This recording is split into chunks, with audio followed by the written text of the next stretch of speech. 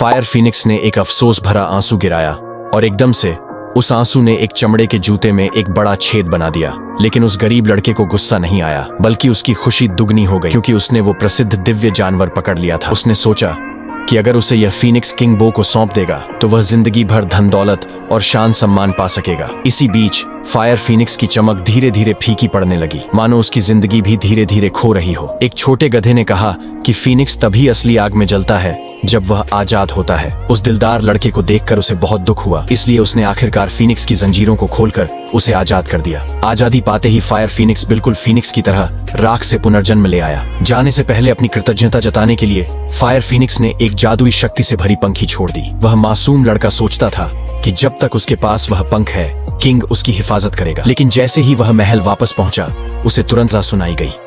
हताशा में उसने अपनी बेगुनाही साबित करने के लिए पंख दिखाया, पर उस वक्त पंख की चमक बिल्कुल खो चुकी थी और लोग उसका मजाक उड़ाने लगे। आगे उसकी मौत का इंतजार था। ठीक उस समय जब वह जिंदगी और मौत के कगार पर था, जमीन पर पड़ा पंख अचानक सुनहरी रोशनी बिखेरने लगा। पता चला कि फायर फीनिक्स समय रहते पहुंचकर उसकी मदद के लिए आया था। सभी लोग हैरान थे और अपनी आंखों पर विश्वास नहीं कर पा रहे थे। अब सबको लगने लगा कि उसने एक नामुमकिन काम पूरा कर लिया है। आखिरकार किंग ने अपना वादा पूरा किया और उसे शान, सम्मान और धन दौलत दे दिए।